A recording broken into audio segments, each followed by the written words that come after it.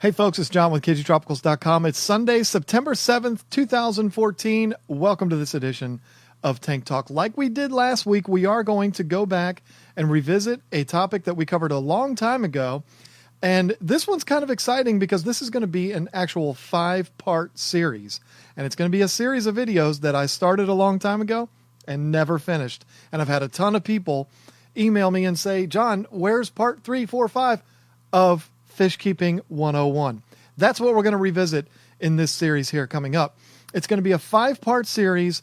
The first one being today, where I'm going to kind of outline the series for you briefly and then talk about a lot of the decisions that need to be made before entering into this hobby.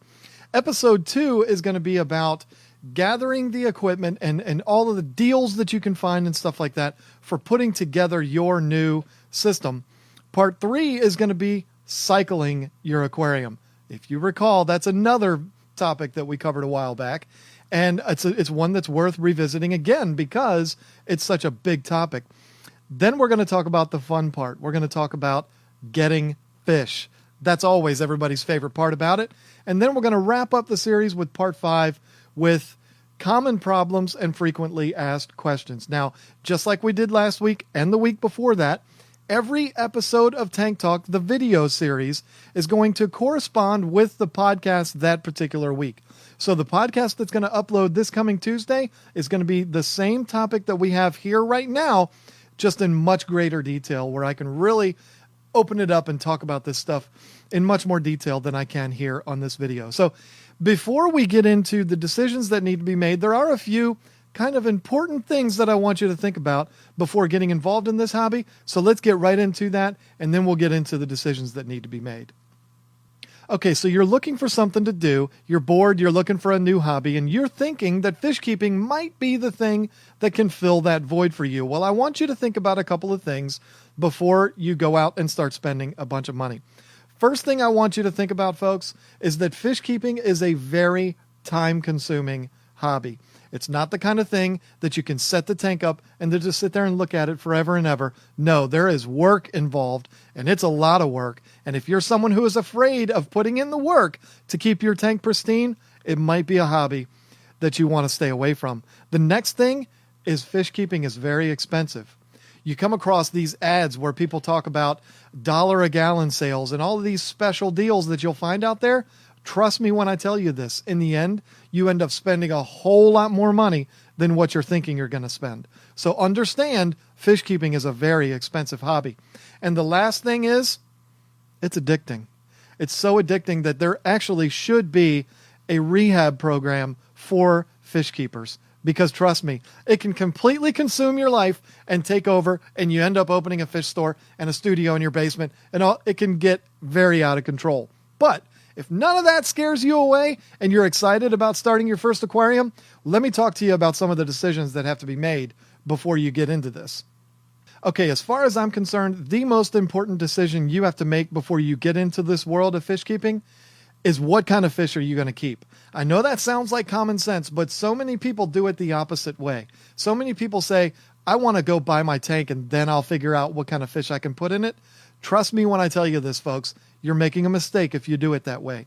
The first decision that you need to make is what kind of fish are you going to keep?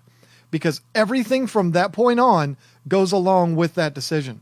If your decision is that you want to keep community fish, well, you can start with a very small tank and work your way up that way.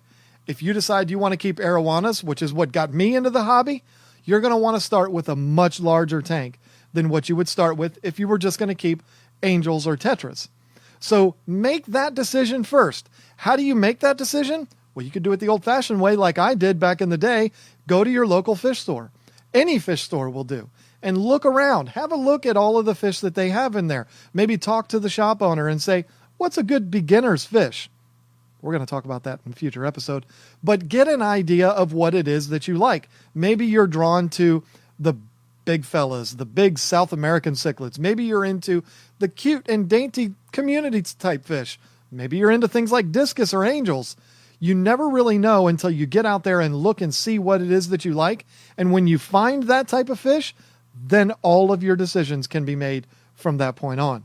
So deciding what kind of fish you want to keep, absolute paramount on your list, and it needs to be the first decision that you make. Okay, so you've decided what kind of fish you want to keep. Now it's time to come up with a budget. I know that sounds a little bit backwards, but here's what I'm talking about, folks. You've decided you want to keep Oscars, and you have a $500 budget. That's plenty of money to do what you need to do. Let's say you want to keep arowanas, and you have a $250 budget. That's going to change things up. You're going to have to start looking for things like used aquariums. You're going to have to start going on places like Craigslist or going in the classifieds, if anybody looks at newspapers anymore, or whatever it is, garage sales. You're going to need to do a little bit more searching to be able to buy a tank that can accommodate the kind of fish that you want to keep. Again, this is why making the decision of what kind of fish you want to keep is so important. Decide the kind of fish you want to keep, set your budget, and then the last decision is how much space are you going to take up in your house. Let's say you have a 6-foot spot available and you want to keep arowanas. Well, you need to fill that 6-foot spot with tank so that you can accommodate even small, young arowanas. Maybe you've decided to go into the world of angels and you don't need a 6-foot tank, but you have a 6-foot space. What I would recommend to you is whatever the larger tank is that you're thinking about, buy that one first. Obviously, your budget's going to have a lot to do with whether or not you can actually do this, but buy the bigger tank first. Don't make the mistake of saying, well, I'm going to start small and then I'm going to get bigger as I go along. You never will. Things get in the way.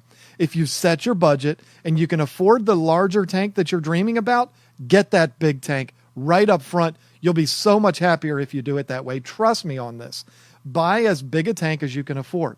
Now, if you're somebody who just wants to keep guppies and cardinal tetras, you don't need a big tank. Well, maybe if you want to put a lot of plants in there. But if you're just looking to keep some cardinal tetras or maybe some white skirts or something like that, then you can get away with a small tank and none of this really applies to you. But again, you made the decision you want to keep white skirt and cardinal tetras. And so that decision led you to your budget, which led you to how much tank you're going to buy, and it all works together. You started with the fish and you work your way down. So to recap, decide the kind of fish that you want to keep. You can decide this by doing research online or going and walking around your local fish store. Once you've decided the kind of fish that you want, set your budget and then get as much tank as you possibly can to stay within that budget, even if it means going on Craigslist and going into a stranger's house and buying a used tank, because that's the best bet for what you can afford.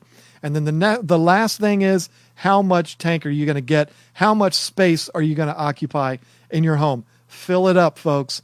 Don't make the mistake of buying small and anticipating that you're going to go bigger as you go. It doesn't work that way. Life gets in the way. So I hope this wasn't too overwhelming of a first episode. I'm really excited about this series. I think it's going to be a lot of fun. And if you're an entry-level fish keeper, or if you've been keeping fish for a long time, I still think that this is something that you're going to be able to get something from. So thank you all so much for watching. Don't forget to check out KGTropicals.com and UniversalRocks.com. Support our sponsors for us. Thank you so much, and we'll see you next week.